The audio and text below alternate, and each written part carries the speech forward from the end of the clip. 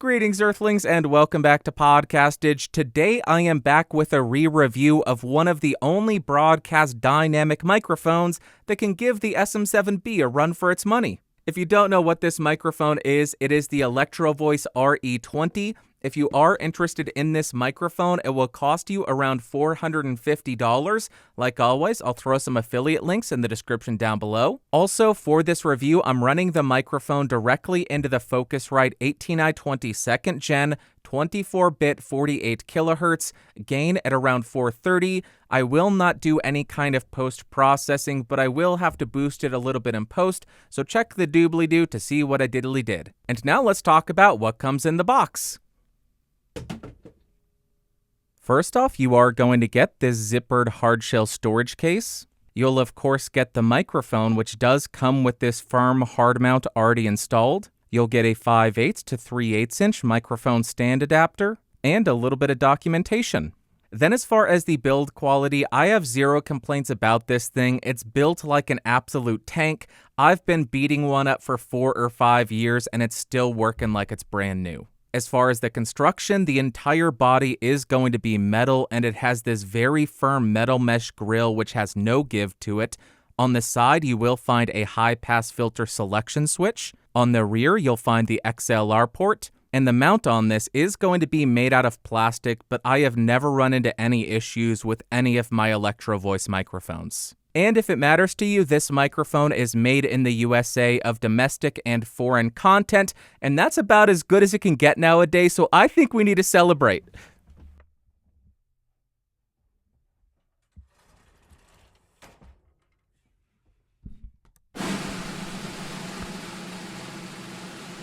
Oh, say, can you see by the dawn's early light what so proudly we hailed at the twilight's last gleaming? Okay, then as far as the specs, this microphone has a cardioid polar pattern, a frequency response of 45 Hz to 18 kHz, a sensitivity of approximately negative 56.5 dB, and an impedance of 150 ohms. Now I'm spinning around the RE20 to 90 degrees so you can hear the off-axis rejection and coloration. We'll continue around the microphone to 180 degrees. Here's the rear of the mic. Continuing around the microphone to the second 90-degree angle. There we go. And then rotating and ending at the front of the microphone. Now let's go ahead and test the plosive rejection of this thing. Please bring pizza pronto. Please bring pizza pronto.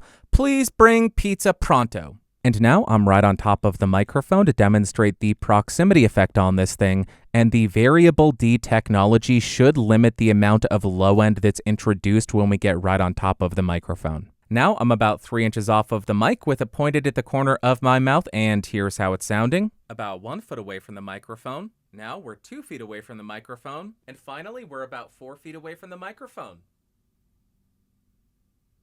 Yeah, I know, nothing happened. I need to subvert your expectations. Keep you on your toes. Now I am typing on a keyboard with Gateron blue switches to see how much of my voice versus how much of the keyboard it picks up.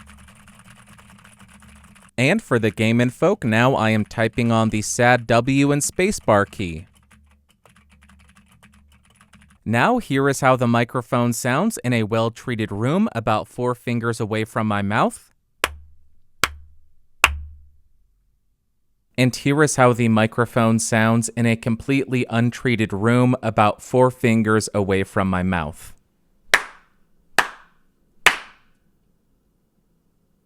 And now, because the microphone comes with a firm mount, I'm going to tap on the desk to see how much of that noise it can reject.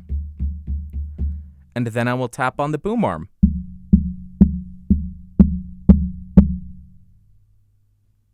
Also, because I'm an incredibly annoying person, I will tap on the body of the microphone to see if there are any kind of resonant frequencies.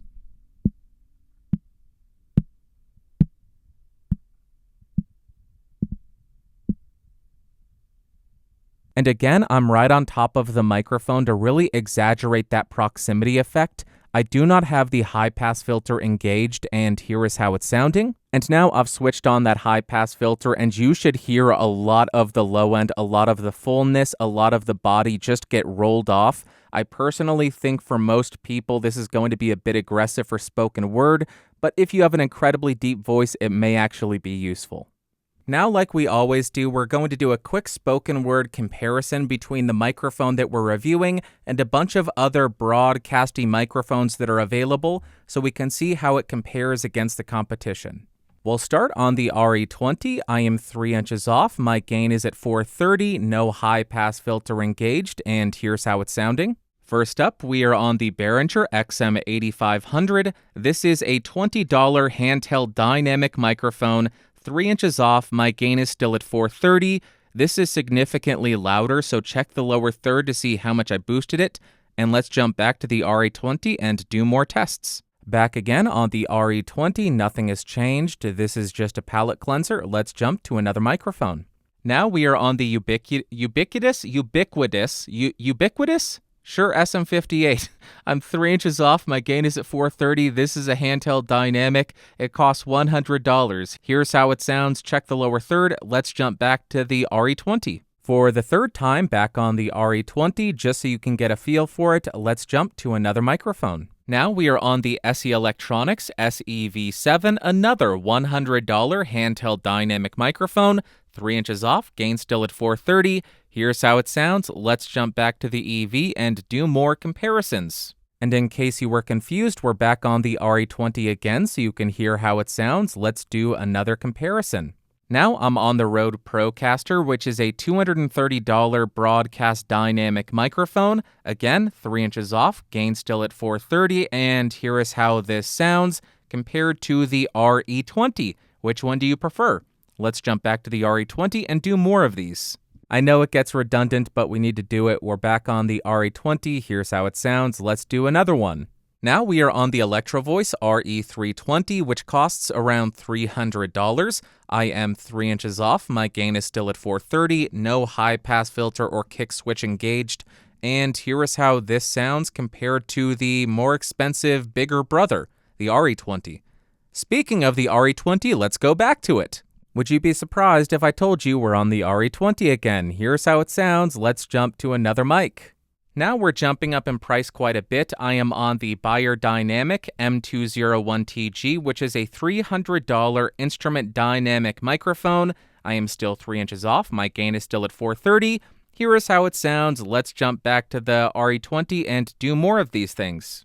I don't know how many of these we have done, but we've done some, and it's the RE20 again, and we have more to do. Let's do more of them. And now I am on the RE20's main competitor, the Shure SM7b. I am in the neutral mode, no high pass filter, no presence boost, about 3 inches off of the capsule. My gain is still at 430. And here is how this compares to the RE20. I know some people will hate the SM7b compared to the RE20, and others will love the SM7b compared to the RE20. What do you think? Let's jump back to the RE20. Who would have thunk it? Back on the RE20 again. Nothing has changed. Why would it? And here's how it sounds. Let's jump to another microphone. Now we are on the Rode Broadcaster, which is a broadcast condenser microphone. This one costs $420, Lamau. 3 inches off, my gain was decreased to 1 o'clock, and I do have 48 volts on. And here is how a condenser sounds compared to a dynamic around the same price. Let's do more. All right, again, we're back on the RE20. Here is how it's sounding. Let's jump to the 9th microphone, I think. And now I am on my original RE20. I'm including this to determine if there is any change in the tone after 5 years of heavy use, if spit gets on the foam and degrades it and that alters the sound, or if beating the crap out of it changes the tone as well. But nothing has changed, same distance, same gain setting. Let's jump back to the new RE20 and do more comparisons. All right, we are back on the RE20 again, 3 inches off, gain at 430, no high pass filter engaged, check the lower third, and let's jump to another mic. Now I am on the Earthworks Icon Pro. I am still 3 inches off. My gain is at 1 o'clock, 48 volts on. This is another broadcast condenser microphone, and it costs $500. Check the lower third to see how much I boost all of these in post. And let's jump back to the EV and do a couple more comparisons. Okay, here is the RE20. Listen to the sound of my voice. Let's jump to the next one. And now we are on the Electro Voice RE27ND, which goes for around $500. I do not have any of the switches engaged on this microphone, and as you can tell, this is the much brighter, bigger brother of the RE20. So there you go, RE27ND versus the RE20. And in my headphones, this is actually hurting my ears. Let's go back.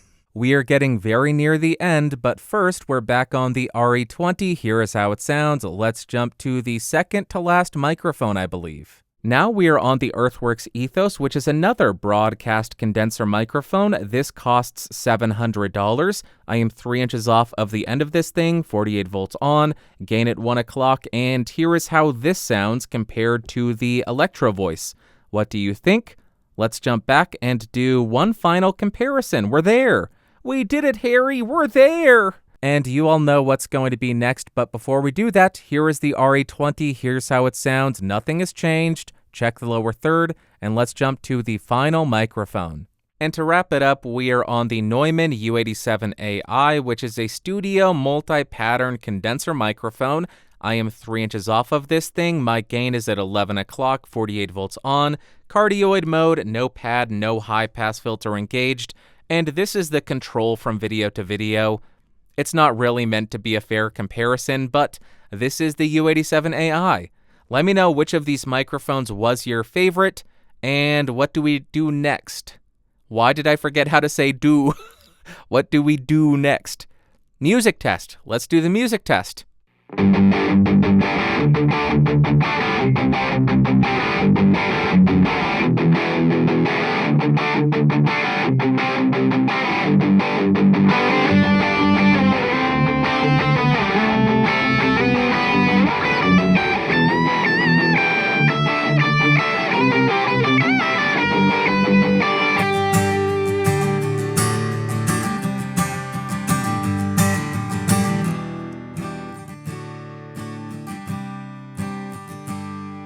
If I didn't have to buy another mic, I could have saved a few bucks now. But I just needed to know if the mic was functioning like new. That's a true story. When I was starting this re-review series, I was so stoked thinking, finally I can make a video that doesn't cost me money to make. Then I realized I need to buy the microphone to make sure it hasn't degraded over years of use, and then it hurts twice as much to buy the same microphone twice, so joke's on me, I guess. Let's go to the outro. Okay, so in the time between my review in 2017 and now, my opinion of this microphone has not changed. I still think that it's one of the best dynamic microphones ever made. And first up in terms of pros, I think the main driving factor for this broadcast dynamic is that extension into the treble and air. It makes it sound a bit more open, a bit more natural, but I do think that opens it up for a con, which I'll discuss in a second. But back to pros, I do think it does a great job at background noise rejection, so if you have a lot of ambient noise, this does a really good job at rejecting that.